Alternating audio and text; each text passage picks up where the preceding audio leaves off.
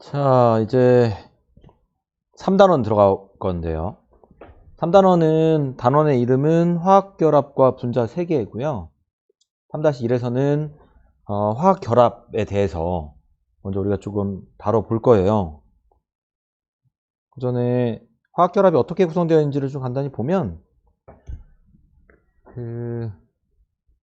우리 주위에 존재하고 있는 물질들은 전부 다 원자라고 하는 가장 작은 입자로 구성이 되어 있죠. 근데 그 원자 상태가 그리 안정하지 않은 원자들이 대부분이에요. 그 경우는 어떻게든 주변에 있는 다른 원자와 결합을 통해서 안정해지려고 하고 그 안정해진 상태로 우리 주변에 존재하는 거예요. 우리가 주변에서 볼 수 있는 물질들은 다 어떠한 결합을 통해서 안정해진 상태로 존재하고 있는 거고요. 그러한 화학 결합은 크게 이온 결합과 그리고 공유 결합으로 나눠서 볼 수 있어요. 여기 하나 정도 추가하면 금속 결합도 다르고요. 그래서 우리가 이 세 가지에 대해서 한번 볼 거고, 이번 1학기 2차 집필고사, 기말고사 시험 범위는 이 이온 결합까지예요. 같이 한번 잘 보도록 할게요.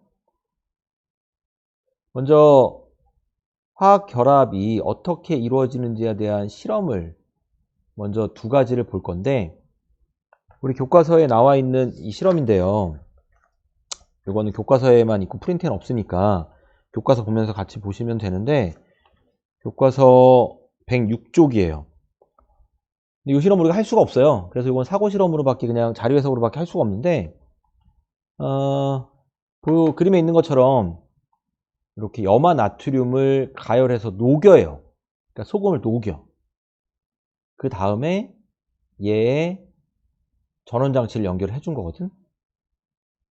우리 교과서 보시면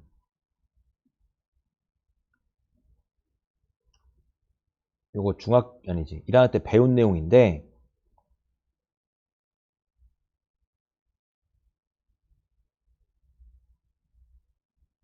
자, 얘 보면 이온 결합 화합물이에요.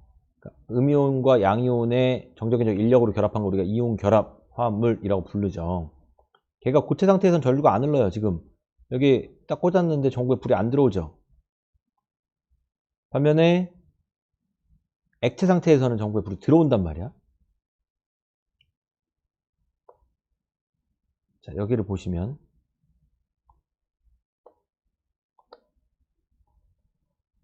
염화나트륨이 녹으면서 전구에 불이 켜지고요. 식어서 굳으면 전구에 불이 다시 꺼진대요.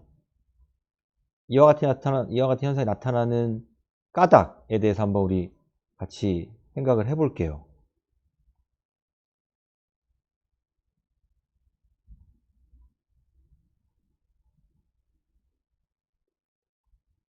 이유는, 전류가 흐르는 이유는 지난번에도 한번 했었던 것 같은데, 전류는 전하를 띤 입자가 자유롭게 이동하면 전류가 흐른다고 할 수 있어요. 염화나트륨은 Na+와 Cl-로 구성되어 있으니까 전하를 띤 입자가 존재해. 그런데 고체일 때는 아까 봤던 것처럼 결정으로 딱 굳어 있죠. 자유롭게 이동할 수 없기 때문에 전류가 흐르지 않고요. 얘가 녹는다는 건 플러스 마이너스 이온이 자유롭게 이동하는 상태예요. 그러니까 전류가 흐를 수 있죠.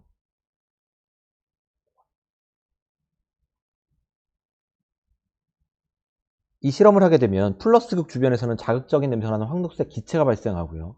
마이너스극 주변에서는 은색 물질이 액체 상태로 떠 있게 되는데, 이 플러스극에서 발생하는 기체가 바로 NaCl 중에 염소 기체고요. 마이너스극에서 발생하는 애가 바로 나트륨 금속이에요. 밀도가 작으니까 떠 있죠. 둥둥둥.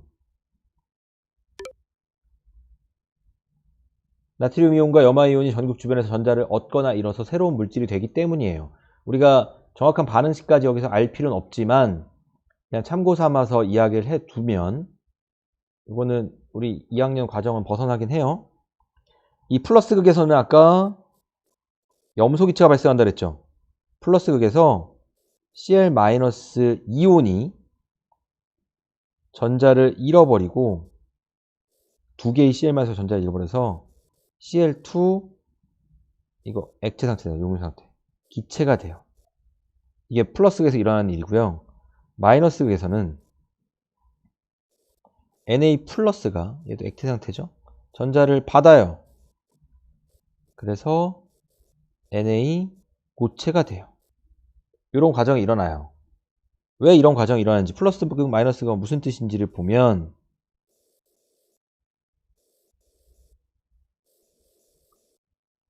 여기에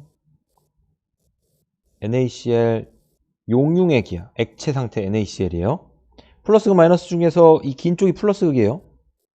짧은 쪽이 마이너스 극이고 전원장치라는 건 전자를 일정한 방향으로 보내주는 게 전원장치야. 플러스는 마이너스인 전자를 당겨오겠죠. 그래서 전자를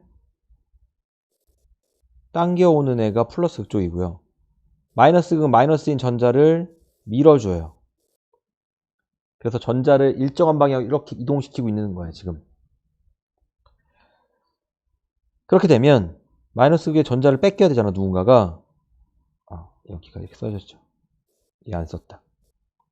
Cl-가 전자를 잃어버리고 두 개를 잃어버려요.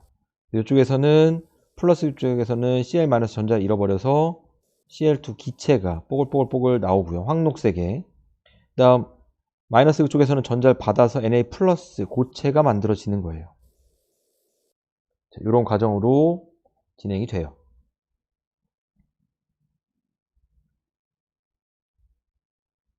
용융 상태에서 전류가 흐른다는 건 전구에 불이 들어온다는 걸 통해서 알 수가 있고요.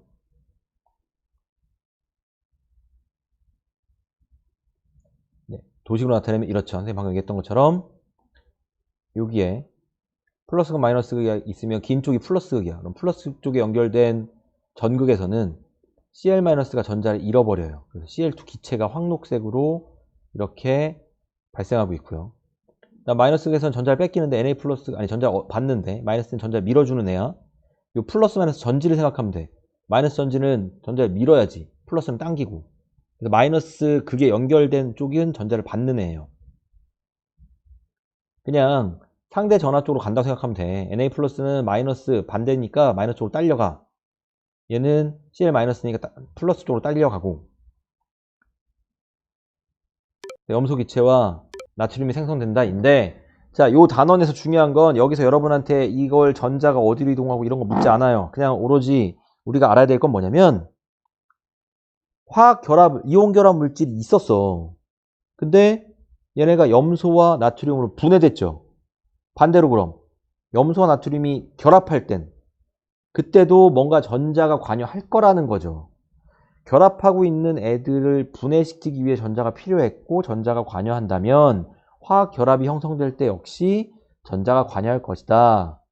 이런 걸 유추하는 수준이야. 지금 여기는. 나트륨과 염소가 결합하여 염화나트륨을 형성하는 과정에서도 전자가 관여할 것이다. 이 단원의 핵심이 그거예요. 그것만 기억하면 돼요. 얘는 수능 문제에서도 이거밖에 안 물어봐요. 전자가 관여한다 안 한다 밖에. 이거 그냥 참고서 같이 한번 해보고 갈게요. 나트륨 확인할 수 있는 방법 뭐 있죠? 중학교 때 배운 불꽃 반응이 있고요. 그 다음 우리 1학년 때 배웠죠? 알칼리 금속 확인하는 거. 물과 격렬하게 반응하고 수자기체 발생하는 거. 이런 걸 통해서 나트륨인지 확인할 수 있어요. 핵심 기량 확인하기 한번 풀어볼게요. 같이 풀어보세요. 원자를 구성하는 입자 중 염화나트륨이나 염화마그네슘이 형성될 때 이거 책 107쪽에 있는 거야. 관여하는 입자는 전자이다. 다음 염화나트륨은 고체 상태에서 전류가 흐르지 않으나 액체 상태에서는 전류가 흐른다. 그 까닭은 써보세요. 뭐라 그랬는지. 전류가 흐르는 조건은 쓰셔야죠. 전할때 입자가 자유롭게 움직여야 되는데 고체 상태에선 이온이 움직일 수 없고 액체일 때만 자유롭게 움직일 수 있기 때문에 액체 상태에서 전류가 흐른다. 자, 그 다음은 물을 또 전기를 넣어서 분해할 건데 아까 NaCl은 이온 결합 물질이었어. 물은 대표적인 공유 결합 물질이에요. 뭐 이 실험이 여러 가지가 있어요. 근데 스몰 스케일 사이언스, 스몰 스케일 케미스트리라고 해서 작게 실험을 하는 거거든, 소규모로. 실험하는 방법 한번 좀 쭉 봐둘게요. 자, 한번 보세요. 이번 시간에는 물의 전기분해 실험을 통하여 물 분자를 이루는 결합에 전자가 관여한다는 사실을 확인해 보겠습니다.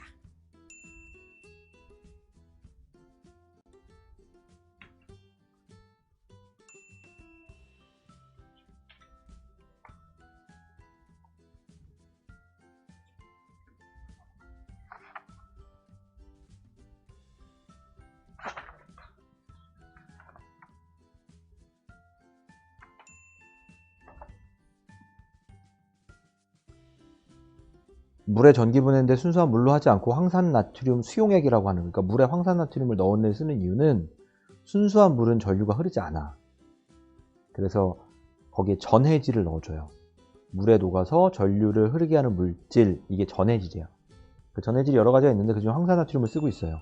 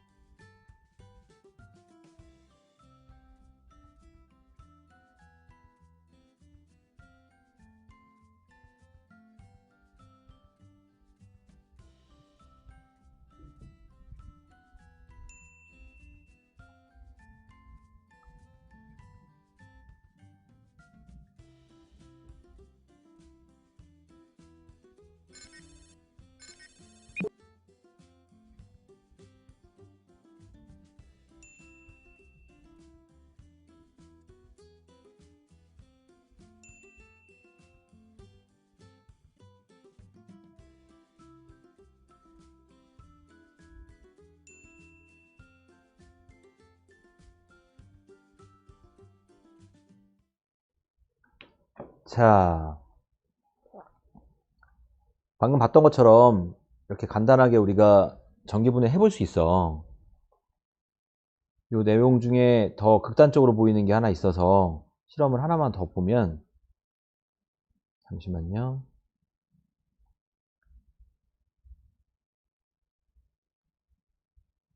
자, 얘 보시면 지금 아까 과정이랑 똑같아요. 근데 연결해 놓으니까 한쪽은 수소기체, 한쪽은 산소기체인데 발생하고 있는 양이 확연히 차이 나는 걸 알 수가 있죠. 우리 이 물의 분해를 화학 반응식으로 쓰면 우리 책에다가 쓸 거거든요.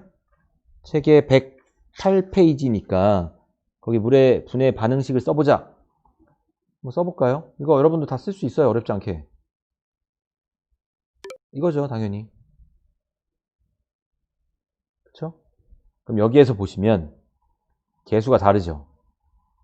발생하고 있는 수소기체, 산소기체 둘 다 기체야. 기체의 개수비는 부피비랑 같다 그랬어. 따라서 발생하는 부피비가 수소 대 산소가 2대 1로 나오는 거예요. 책에다가 정리하세요. 아까 황산화투 소량 녹이는 이유 얘기했죠? 황산화투이 뭐로 쓰인다? 전해질. 순수한 물에는 전류가 흐르지 않으므로 전해질을 소량 넣어 물에 전류가 흐르게 해주고 있어요. 자, 실험 이렇게 쭉 했고요.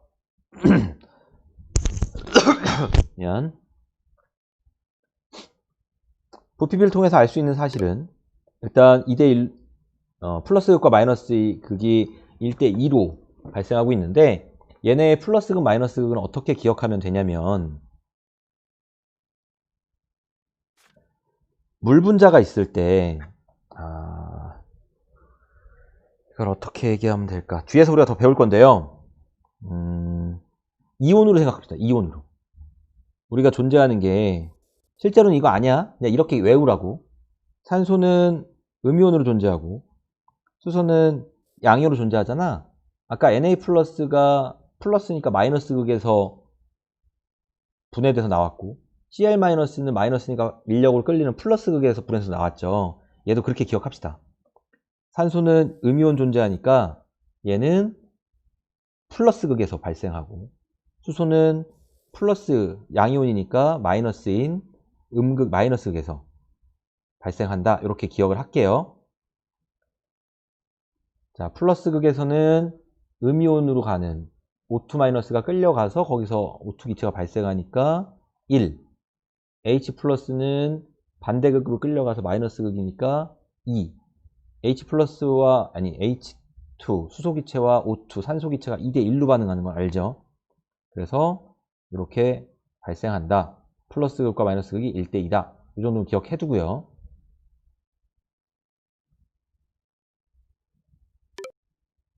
자, 요 반응식이 있는데요. 우리 이거는 몰라도 돼요.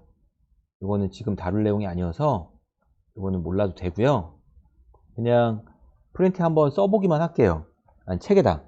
책에 전류를 흘려줬을 때 물이 분해되는 과정을 전자를 이용하여 써보자 할 때 이 반응식 두 개만 써둘게요. 플러스 극에서 일어나는 반응이고요. 써놓으세요. 마이너스 극에서 일어나는 반응이에요. 지금 플러스 극은 전자가 이쪽으로 나왔지. 그러니까 물에서 전자가 빠져나왔다는 뜻이고, 마이너스 극은 전자를 받고 있죠. 물이 전자를 받았다는 뜻이에요. 자, 반응식 됐으면 마지막, 얘도 마찬가지야. 물을 통해서 물을 구성하고 있는 수소와 산소가 전기 분해를 통해서 전기를 통해서 분해됐단 말이야. 그럼 반대로 수소와 산소가 결합해서 물을 만들 때 역시 전자가 관여할 것이다. 그런 걸 유추하는 건데요. 이 단원이 큰 내용은 없어요. 그래서 자, 그럼 프린트로 가서 학습지 정리하고 끝냅시다. 학습지 정리가 조금 걸려요.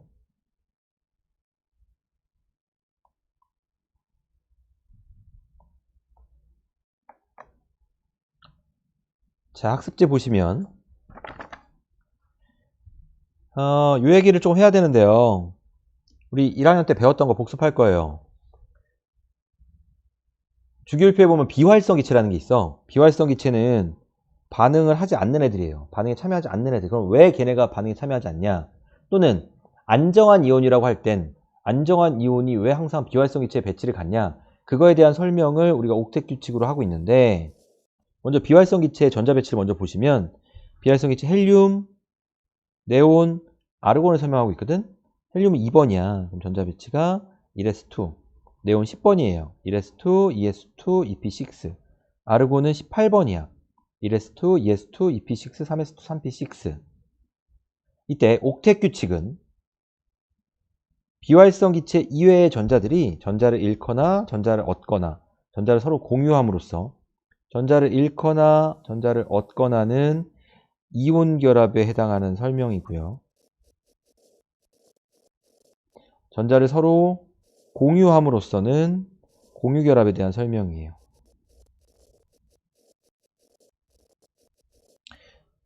이렇게 함으로써 비활성 기체와 같이 가장 바깥 전자 껍질에 8개의 전자를 가져 안정해지려는 경향을 우리가 옥텟 규칙이라고 이야기하고, 화학 결합과의 관계는 원자는 원래 자신이 갖고 있던 그 전자 배치보다 얘보다 안정한, 그러니까 원자 상태일 때는 불안정해. 그래서 원자 상태로 그냥 있을 수가 없어. 얘보다 안정해지는 어떠한 결합을 해야 되는데 그 결합을 통해서 안정한 배치로 간다라는 거야. 뭐가 안정한 배치냐? 그게 비활성 배치예요.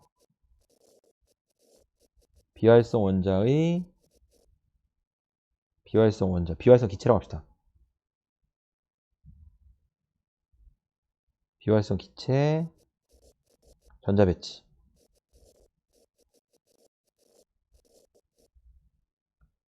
다음 원자들은 18족 원소인 비활성 기체와 같이 가장 바깥 전자 껍질이 꽉 채워진 안정한 전자 배치를 이루기 위해서 화학 결합을 하고 있어요.